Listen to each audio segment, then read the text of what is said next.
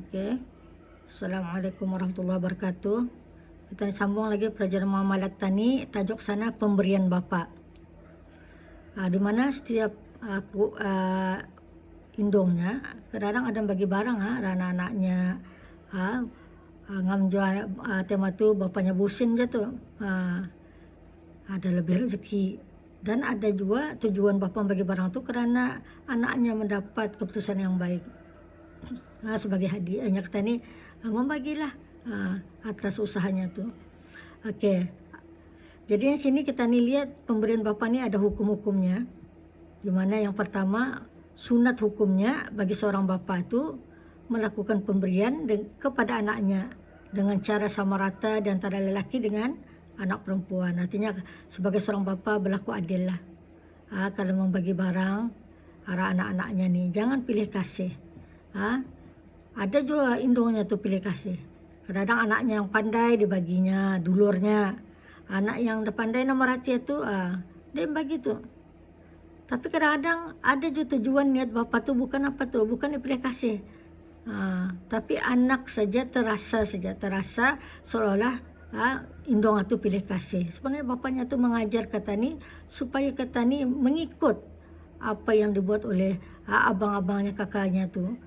Supaya rajin belajar, jadi anak baik, maksudnya cuma tu. Okey, itu sunat hukumnya seorang bapa melakukan pemberian kepada anaknya, laki-laki dan perempuan mesti sama rata. Yang kedua, harus seorang bapa tu mengambil balik sesuatu yang diberikan kepada anaknya atau cucunya pada bila masa yang dikehendaki. Artinya kalau sudah kadang-kadang barang yang kita bagi tu sebagai indung, indah dorang nyerang manfaatkan dengan baik. Dia bagi telefon sekarang 24 jam main telefon, indah ingatkan belajar. Jadinya bapaknya marah. Bapaknya pun harus mengambil balik pada bila-bila masa yang dikehendaki dengan syarat benda tadi tu, telefon tadi tu, sesuatu yang diberikan itu masih ada di dalam kekuasaan, masih dalam di tangan anaknya atau cucunya. Artinya barang itu, telefon itu masih di tangannya.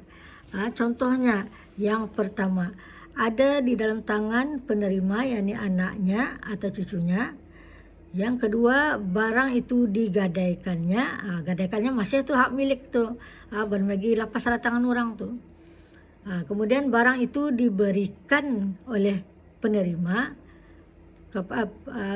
kepada orang lain, tetapi orang itu yang penerima kedua tu belum menerimanya. Ia akan bagi orang lain.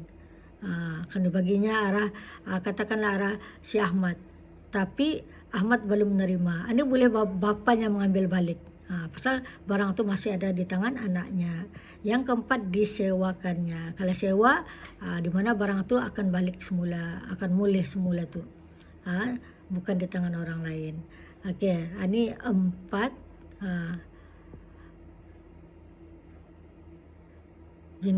perkara yang barang itu masih di dalam kekuasaan anaknya atau cucunya.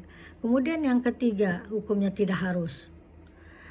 Tidak harus seorang bapa mengambil balik jika sesuatu yang diberikan itu tidak ada lagi berada di dalam kekuasaan, ada di tangan anaknya atau cucunya. Contohnya apa?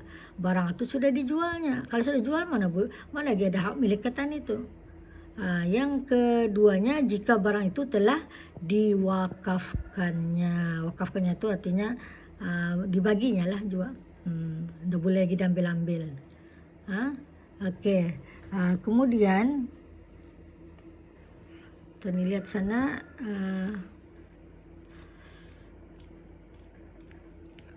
hukum yang keempat. Tidak harus selain daripada bapa mengambil balik barang yang telah diberikan oleh bapa kepada anaknya, seperti adik-beradik atau bapa saudara. Artinya sini maksudnya bapa membagi telefon arah anaknya, tapi yang mengambil orang lain. Itu tidak boleh tu, tidak harus. Kalau bapanya membagi telefon, bapanya sendiri yang mengambil balik, bukan adik-beradik atau bapa saudaranya. Okey. Ada 2 golongan yang termasuk dalam pengertian bapa di sini ni.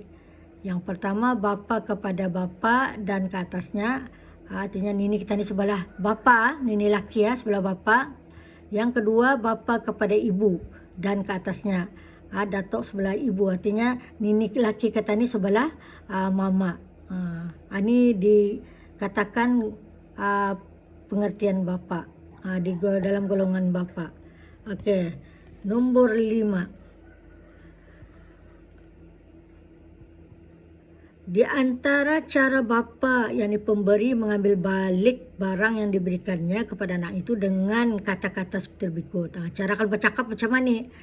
Kalau yang lurusnya, yang standardnya, aku mengambil balik, yakni rujuk akan barang yang aku berikan itu. Aku menuntut supaya barang yang aku berikan itu dikembalikan.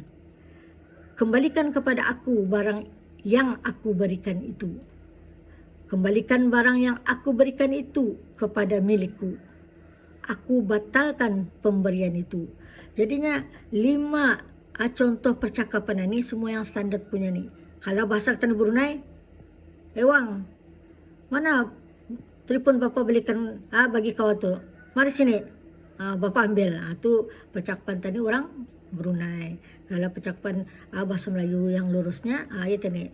Nombor 1 hingga nombor 5. Okey. Kemudian yang ke-6. Bapa yang pemberi tidak boleh mengambil balik sesuatu yang diberikan itu dengan cara berikut. Kalau tujuan bapa mengambil balik barang yang dibaginya tadi, yang bagi anaknya telefon tadi kan, tapi caranya mengambil itu tujuannya ialah bapa itu menjualnya. Bapanya tu mewakafkannya, bapanya itu memberikannya kepada orang lain. Ini dah boleh. Artinya bapanya tu niatnya lain lah. Yang mengambil barang tu niatnya lain. Bukan tujuannya untuk mengajar, mendidik anaknya tu supaya jangan main telefon dulu. Tapi sebenarnya bapanya tu mengambil balik untuk dijualnya.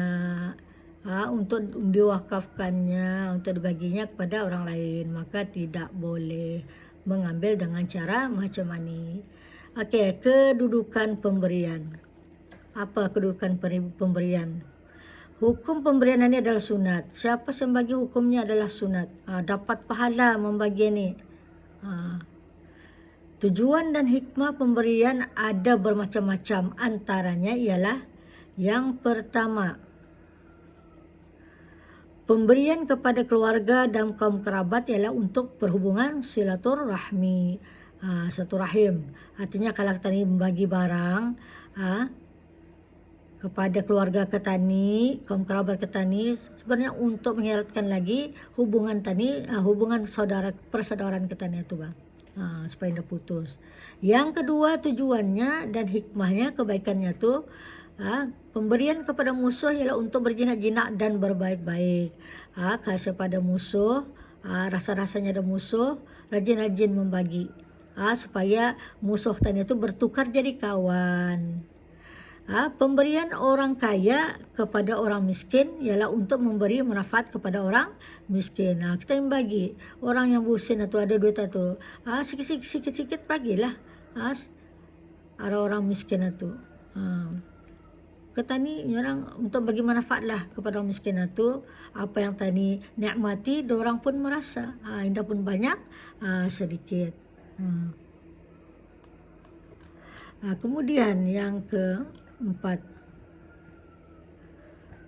pemberian kepada ulama dan ahli ibadat ialah untuk mengambil berkat, yang tabaruk, dan mendekatkan diri kepada agama. Kalau kita ni bagi sesuatu kepada yang kita ni anggap ulama ataupun orang yang ahli ibadat atau rajin solat itu, untuk mengambil berkat lah.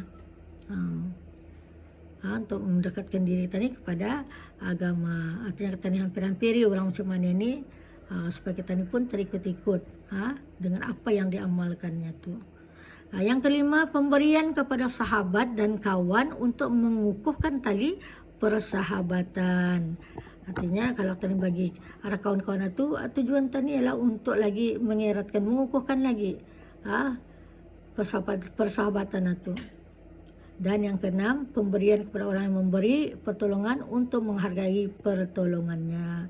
Kita ni bagi barang kepada orang yang menolong kita ni. Misalnya kita ni gugur di longkang, orang itu menyelamatkan. Kita ni mengucapkan terima kasih. Kemudian kita ni ada jumpa lagi orang itu. Kita jumpa ataupun kita ni terkanang dengan pertolongannya tu, kita ni balik membagi sesuatu arahnya. Kemudian kita ni jumpa, kemudian kata ni unjuklah ke dia. Tu untuk tujuannya apa tu? Untuk menghargai pertolongannya tu. Itulah hikmah pemberian. Okey. Sampai sana dulu pelajaran muamalat, tajuk pemberian bapa dan hukum-hukumnya. Dilihat tu ada beza tu. Okey, sampai sana, wallahu alam bisawab.